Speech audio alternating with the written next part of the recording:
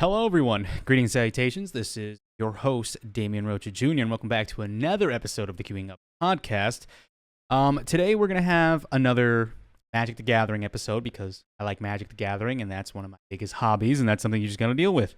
But thank you so much for tuning in, starting off with that. Thank you so much for the support, and we're going to jump right on into it. This one is going to be another deck tech that I believe is actually a very fun way to build this commander, because I've seen this commander for I don't know how many years. Like it's a popular commander. It's a popular legendary creature that just goes well in green altogether.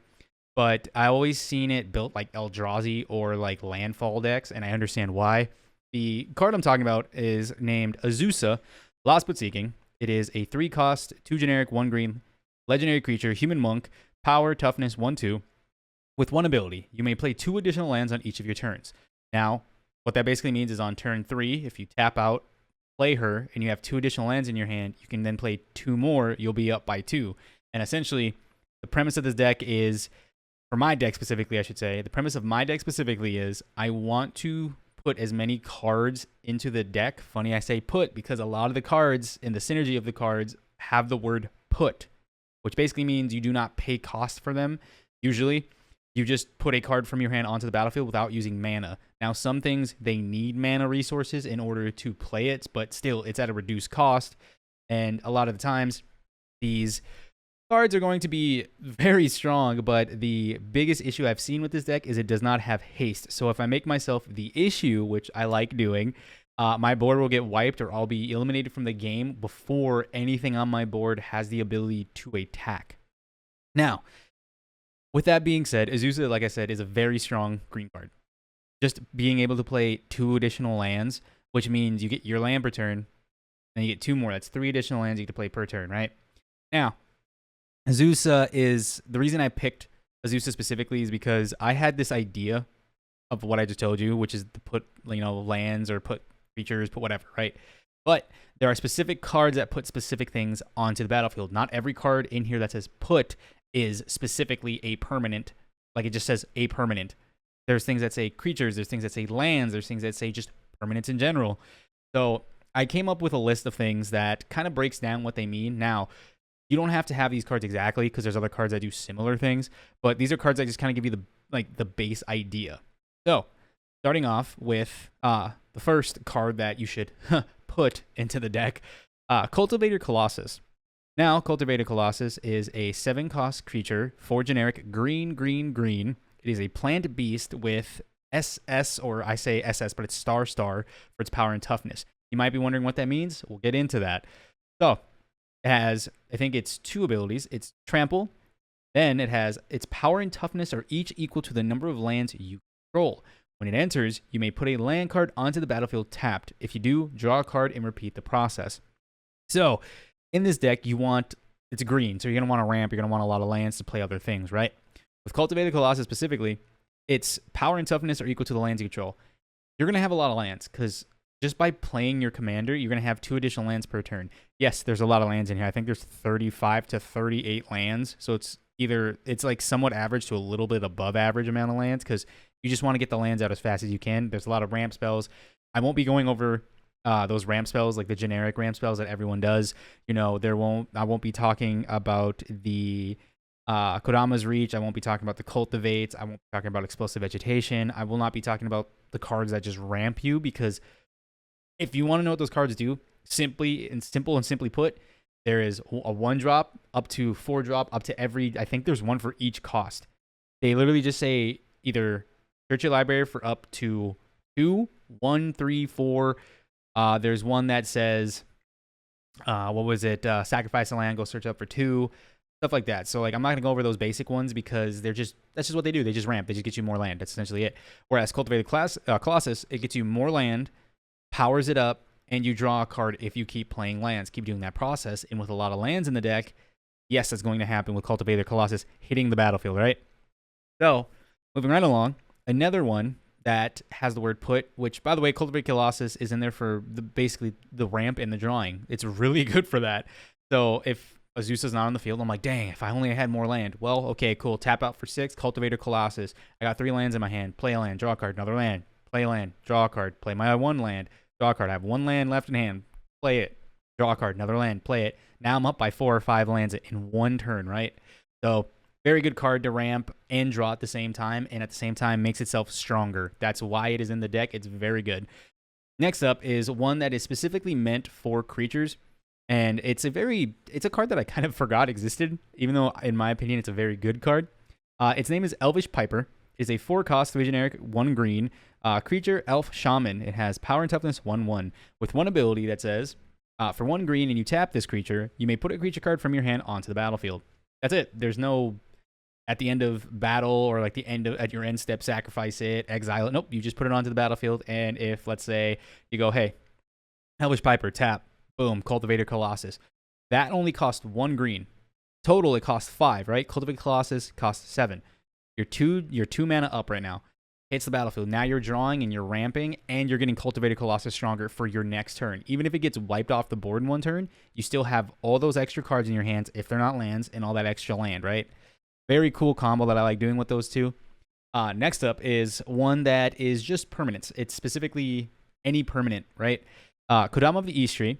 It is a 6-cost, 4 generic, green, legendary creature, spirit. It has reach, and whenever a permanent enters under your control and it wasn't put there with this ability, you may put a permanent card with lesser converted mana cost from your hand onto the battlefield. Now, Elvish Piper. This is where if Kodama's already on the battlefield, or if you just put Kodama on the battlefield, right?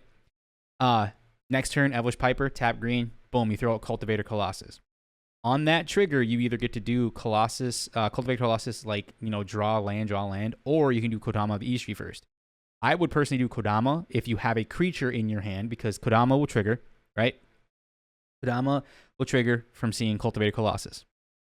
It then goes, hey, Cultivated cost costs 7. Do you want to do something less? Yes, I do. Boom, this permanent costs 3, right? So now you have a free permanent. Then Cultivator Colossus comes in. Land. Guess what? Kodama sees that, goes, lesser mana value. Technically, I don't know if that's how that works. If it sees a land and you can put additional land, I think it does, maybe. I don't think it does because they don't have mana values for lands. But it's just a nice little thing. Like I said, these 3 cards work very good in tandem with each other, but just by themselves, they work very well too, because like I said, Cultivator Colossus is not only a draw spell in my eyes, it's also a ramp spell, creature spell as well that buffs itself. Elvish Piper is something that gets any creature from your hand onto the battlefield. Kodama is any permanent from your hand with lesser mana value, than the one that you played. Very fun. These cards, like I said, there's cards that do similar things, but these are the 3 big ones in my deck specifically. And I just wanted to show you the differences between cards that put lands on the battlefield, put creatures on the battlefield, and put permanents from the battlefield. Because you got to remember, a permanent is a creature. It is a creature, artifact, enchantment, land. I think that's it, yes. Or, yeah, because that's an artifact too, yeah. So I think that's it. I think it's just the 4 types. Planeswalker, too, is a permanent. You can do a Planeswalker. I always forget about Planeswalkers because I don't really play with them a lot. But like I said, really like these cards. This deck is very fun because I like, if you don't know me, my biggest, how would I say, like my biggest downfall when it comes to Magic for me as a player is I like being the first person out of the game. I like being the threat, And if I can break the ice, because a lot of people that I play with are often like, they feel bad for swinging first at somebody. But the closer we are as friends, the more they know that I'm okay with taking the first bits of damage, right? Like there's no issue. I have no issue with that because I like seeing your deck do what it's supposed to do. And if it needs someone to the game, take an absurd amount of damage, mill their deck, sacrifice all their creatures, lose a bunch of life, like if it needs some specific thing to happen, I am glad to let that thing happen to me because I love Magic so much, and this is one of the biggest reasons why it'll probably be my favorite card game until I perish, is because of the fact that I get to see different ideas, but I could, even if they're the same, like there's people out there who have played Azusa, but they usually build it, like I said, landfall, Eldrazi. I think there was one that I saw where it's just ramp. That's it. It's just ramp. Like I think every creature in the deck was a mana dork of some sort, so you just tap it for more land. And I think its biggest thing were X spells. So there's a lot of X spells in that let him do stuff, and because he has so much land or creatures or things that produce mana, he was able to play X spells for a lot. And I was like, oh, that's a cool way to do that. It was pretty funny too. And then I think he does have some recursion in it. Well, I can say, well, yeah, recursion, because he has a lot of things like Eternal Witness. I think there's another one, something else Witness, where they just return a card from the graveyard to your hand. Pretty cool. I like playing against it. It was pretty funny.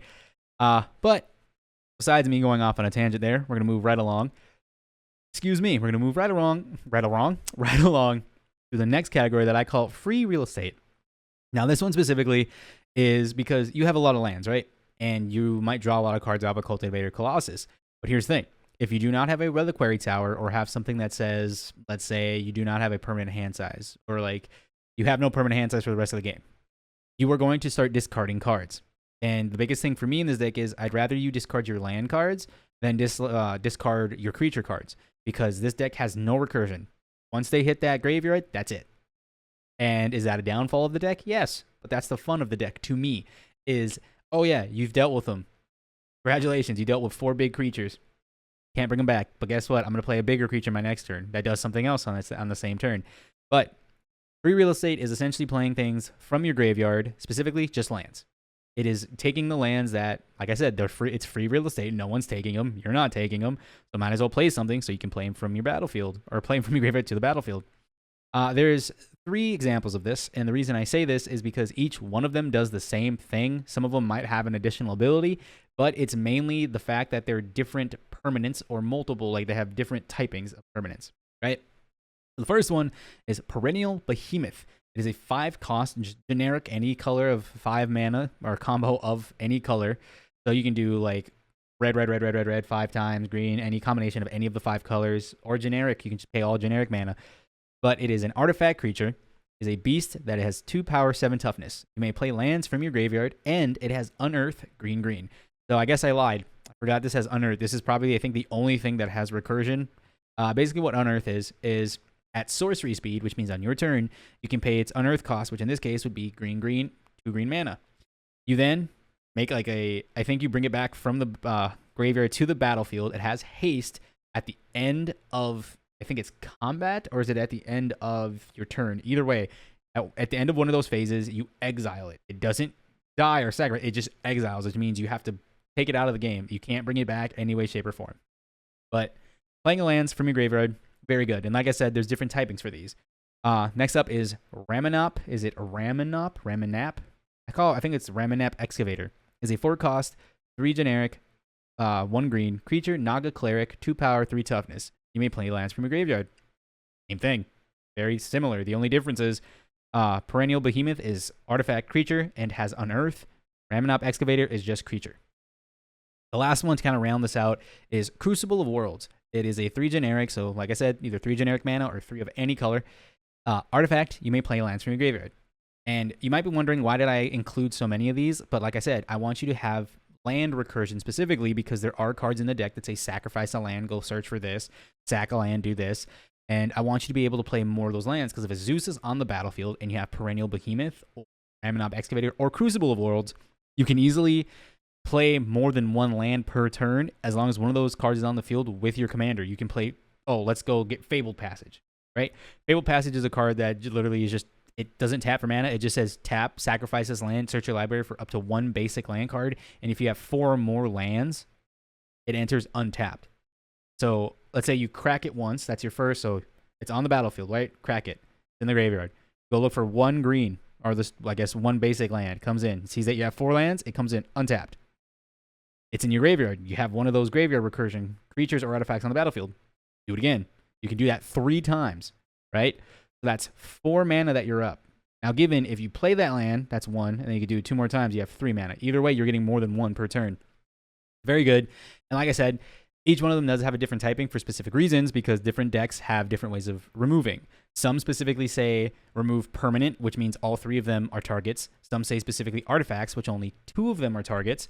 Some of them say specifically creature, which, again, 2 of them are targets, which specifically, the reason I said that is because one of these will usually never be a target. And I say that, I won't say never, but it's very likely that one of these cards won't be targeted because you're just playing lands from your graveyard, but there'll usually be something bigger on the field to deal with. And that's why, like I said, I wanted them to have different typings, because Perennial Behemoth is probably the one that has the biggest target on its back, because it's both an artifact and a creature. So if any card says destroy target artifact, he's an artifact. It says creature, he's also a creature.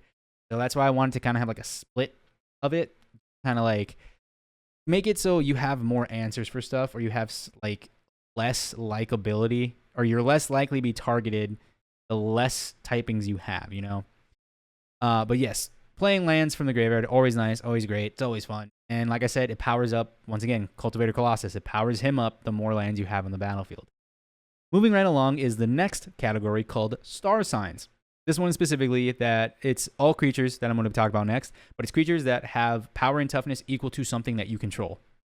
And so a lot of these, or not a lot of these, all of these are going to be star for power and toughness. First off, Cultivated Colossus again. You know what he does. I'll put him on the screen here somewhere. If you want me to go through it again, he is a 7 cost, 4 generic, green creature, plant beast with star, power and toughness, trample. Its power and toughness are each equal to the number of lands you control. When it enters, you may put a land card onto the battlefield tapped. If you do, draw a card and repeat the process. Once again, ramp, draw, every land that enters, he gets bigger. Next up is Ashaya, Soul of the Wild. This one is a 5 cost, 3 generic, green, legendary creature, elemental with star. Ashaya, Soul of the Wild's power and toughness are each equal to the number of lands you control.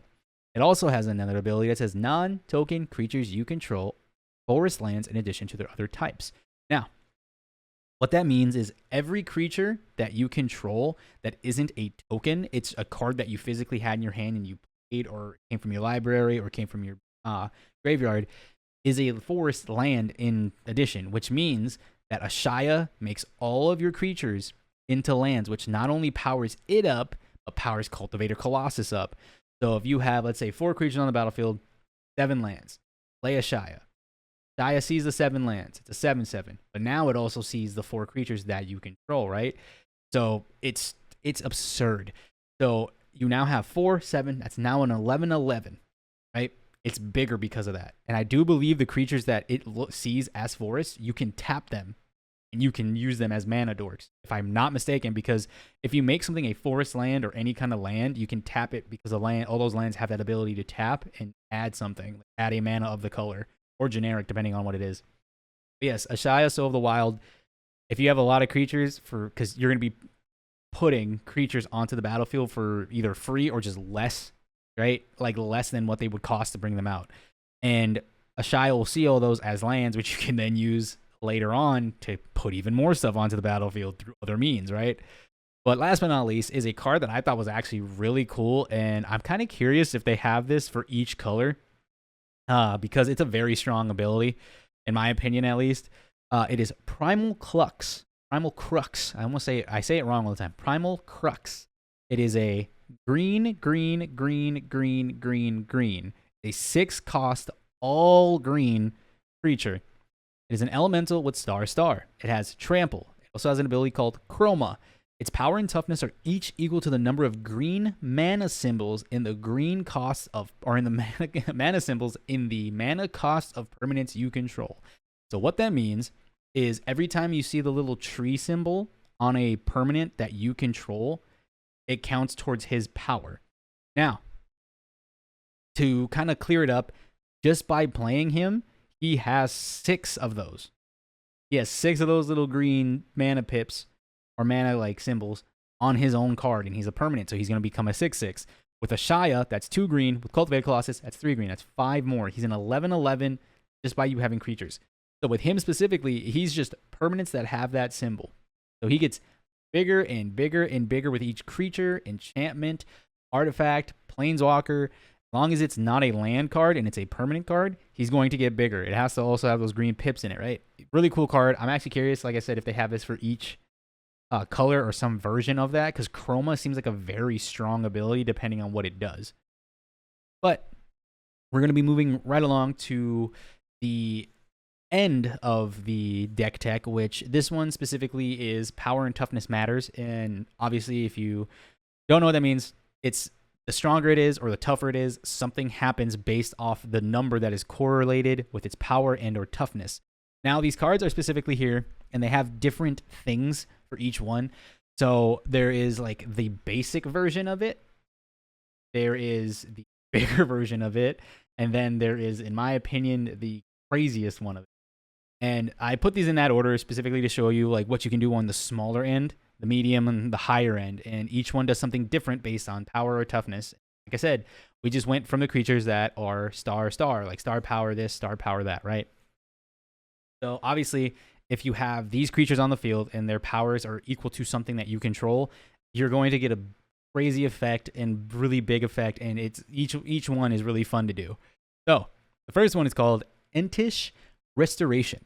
It is a 3-cost, 2 generic green instant. Sacrifice a land. Search your library for up to 2 basic land cards, put them on the battlefield tapped, then shuffle. If you control a creature with power 4 or greater, instead search for up to 3 basic lands, put them on the battlefield, then shuffle. Excuse me. Now you might be wondering yourself, you're like, Damien, you said you wouldn't be putting in the generic or like basic ramp spells, you know, like Kodama's Reach, whatever, sacrifice a land for this one's like, well, here's the thing. This one is the only one I believe in the deck that specifically says power 4 or greater, or like something matters. Power matters for you to get the better benefit, right? So that's why I put it in here, because it's going based off of you having a creature with power 4 or more, which there is a lot. you have the star sign ones. They're just massive. You're easily going to get the 3 lands. Usually, I think like 85% of the time, you're going to get the 3. Not just 2, you're going to get 3. Next up is a card that is absolutely insane to me, that if you're running green, I genuinely think that you should be using this card all the time, because it's such a good card. But it is called Traverse the Outlands. It is 5 total mana, 4 generic, 1 green. It's a sorcery. Search your library for up to X basic land cards, where X is the greatest power among creatures you control. Put those cards onto the battlefield tap, then shuffle. Like I said, Primal Clux comes in. It is a 6/6. Play another creature. It's now, let's say, like an 11/11. You play Traverse the Outlands. You now look for up to 11 basic land cards. Put them onto the battlefield tap, then shuffle. You have so much land that the likeliness of you drawing land is even smaller. You can draw into more instances, sorceries, creatures, like other permanents other than lands. So a lot of these cards in here that do this are going to make you draw a bunch, because I want you to get as many lands onto the battlefield as possible, because the likeliness of you drawing land gets down less and less the more you play. And obviously having a commander that lets you play 3 per turn, you're just going to go absolutely wild playing cards or getting lands, especially like the Fable Passages, the Evolving Wilds. Oh, what's the other one? I can't remember the other one's name, but there's another. Oh, Terramorphic Expanse. It's just lands that tap themselves, and then you go search for a basic land. You can do that 3 times if you have the cards that let you play cards from the graveyard. It's insane. But Traverse the Outlands is a card that I forgot. I think I was just on Mana Box, which is an app you can get on your phone, and it just popped up one day, and I forgot how I found it. But Traverse the Outlands is such an absurd card. Like, it's so good. Sure, it costs 5. But you get so much land that if you're doing like a landfall deck, it's going to trigger like crazy, right? This whole deck is so much fun. I really like that card. I really enjoy the card a lot. I think the smallest I've done it for is 3, but that 3 land came in handy because I had Scute Swarm on the field, and I think I had 6 copies of Scute Swarm. So each one would trigger 3 times. So it went from 6 Scute Swarms to 12 Scute Swarms, 4 Scute Swarms to 48 Scute Swarms off just 3 lands. So worst case scenario, in this deck, you're going to get what? I think it's 1. I think the smallest thing in this deck is a 1. So it's pretty simple. You're still gonna get 1 land. Is it the worst case scenario? Yes, but a majority of the time you're gonna get at least, or like a majority of the time you're gonna get 3 or more. It's usually a majority of the time it's 3 or more lands, which is always good, right? Yeah, just a good card overall. Like I said, put it in every green deck you play. If you play green, put it in every green deck you play. It is worth it. It is so good. I enjoy it. It's just such a fun deck to play, right? Also, the last card is one that I think is probably arguably the best spell in my deck, or best instant/sorcery card in my deck. In my opinion, it's absolutely insane, and it works very well with the star cards. Now, this one is called Last March of the Ents. It is an 8-cost, 6 generic green sorcery. Spell cannot be countered. Fantastic, which means everything you're about to hear me say and all the absurdness of it is going to be fantastic, because it cannot be countered by a blue, and that's all we need. So, It says the spell can't be countered.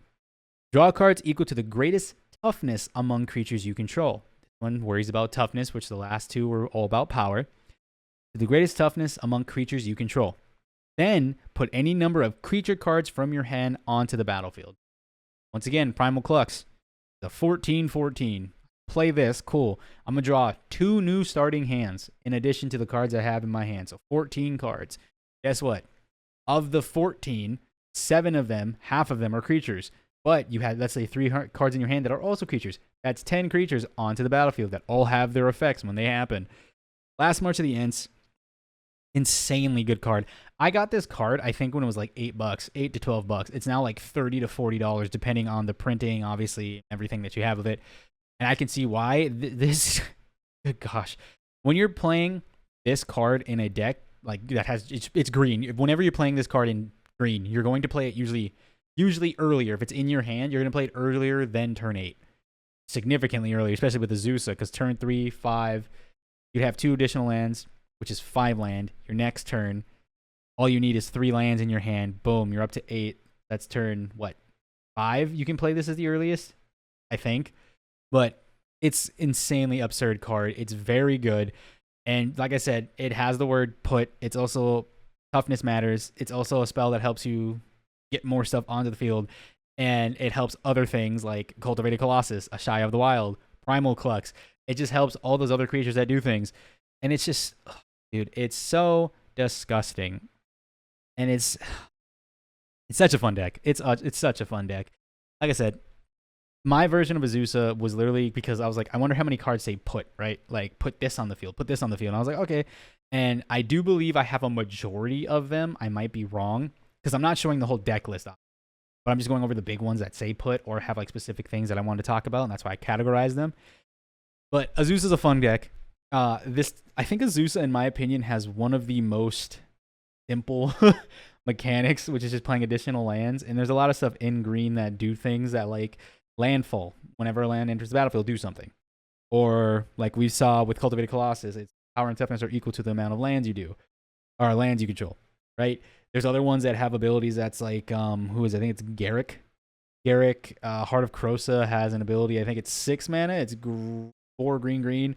Creatures you control get +3/+3 and trample. Oh no, it's one generic and 1 green. You make a land into a 1/1 with trample and haste, I think is what it is.